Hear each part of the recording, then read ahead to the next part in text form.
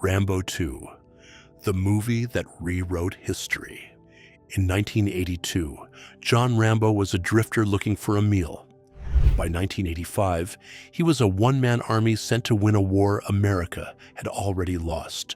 Rambo, First Blood. Part 2 didn't just break box office records. It changed the DNA of action cinema forever. But behind the sweat and the M60 machine guns lies a production filled with what-ifs, ghost directors, and a script from a future legend. Today, we're diving into 12 weird facts about the sequel that turned Rambo into a household name. Number 1. The James Cameron Sidekick draft and the Terminator architect's vision. Before he gave us Aliens or Titanic, a young James Cameron was hired to pen the sequel.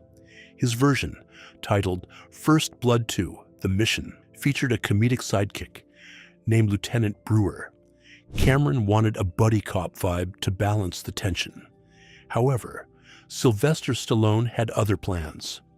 He stripped the sidekick away, wanting Rambo to remain the isolated, tragic figure we met in the first film, only this time with a lot more C4. Number 2.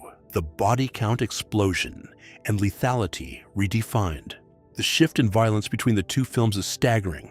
In the original First Blood, Rambo's goal was evasion, leading to exactly one accidental death. In the sequel, Rambo racks up 74 confirmed kills. This wasn't just a creative choice. It was a response to a 1980s audience that wanted payback. The character evolved from a man trying to survive his past to a man who was the weapon of the future. Number 3. Do we get to win this time? The cinematic revisionism we all needed. This iconic opening line served as a mission statement for the entire decade. While the first film ended with Rambo broken and in tears, a symbol of a forgotten generation, the sequel was designed as revisionist history. It offered a fictional victory to a public still healing from the real-world Vietnam War. This wasn't just a movie. It was a $44 million attempt to rewrite the ending of a tragedy. Number 4. The explosive arrow innovation leads to the modern-day longbow. Every hero needs a signature tool. For the sequel, the survival knife took a backseat to the custom-designed compound bow with explosive tips. Stallone spent months training with archery experts because he wanted the physics to look real, even if the arrows themselves were pure Hollywood magic. This single weapon sparked a massive global surge in compound bow sales and changed the look of action toys for decades. Number 5. The Rambo Mania diet. For 4% body fat. To look the part of a superhuman soldier, Stallone pushed his body to the brink. He followed a brutal regimen of tuna and burnt toast, dropping his body fat to a vascular 4%. This shredded aesthetic moved away from the natural athlete look of the first film and set a new, almost unreachable standard for every action star that followed in the late 80s. Number 6. The missing piece, ending for the Forever Soldier. Originally, there was a filmed ending where Rambo stays in a Vietnamese village, finally finding the piece he lacked in the town of Hope. However, the studio and Stallone realized that a happy Rambo was a retired Rambo. They opted for the walkaway ending instead, ensuring he remained a ghost that could be called back for the inevitable Rambo 3. Number 7. A massive budget jump for practical destruction. The production budget tripled from $15 million to $44 million. While the first film relied on atmosphere and character, the sequel was a logistical monster. They used real Bell and Huey helicopters and built entire military compounds just to blow them up. The scale was so vast that it required hundreds of extras and a pyrotechnics team that was arguably as large as a small army. Number 8. The Razzie Honor. Here is a rare feat. Rambo 2 was a box office smash that also won the Razzie for Worst Picture. Critics felt the film betrayed the emotional soul of the original, but the public didn't care. It earned over $300 million worldwide, proving that in 1985, the spectacle of Rambo was far more powerful than the suffering of John Rambo. Number 9. The Ghost Director. Who really called action? George P. Cosmatos is the credited director, but rumors have swirled for years that Stallone was the one truly running the set. This was a pattern Stallone established during the intense editing of the first film. Cosmatos was known as a director who would step back and let his massive stars dictate the pacing, essentially making Rambo to a Stallone production from top to bottom. Number 10. The Snake and the Mud.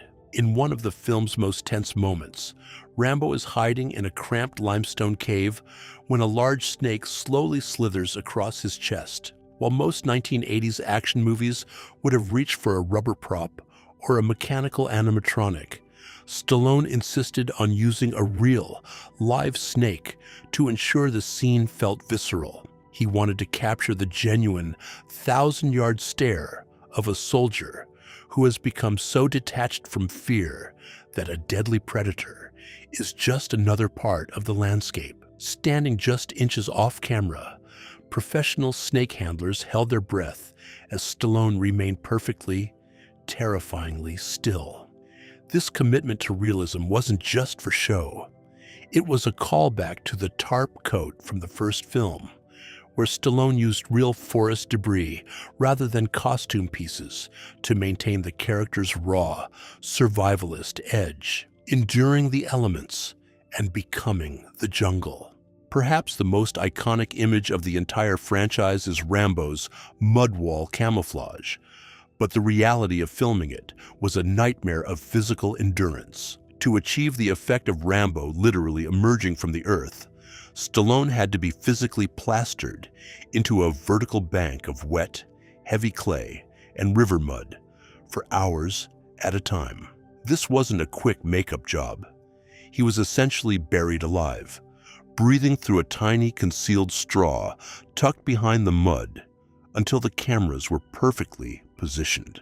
The iconic shot where his eyes suddenly snap open was the result of hours of sensory deprivation and cold, damp discomfort, much like the broken ribs he suffered during the cliff jump stunt in the original First Blood.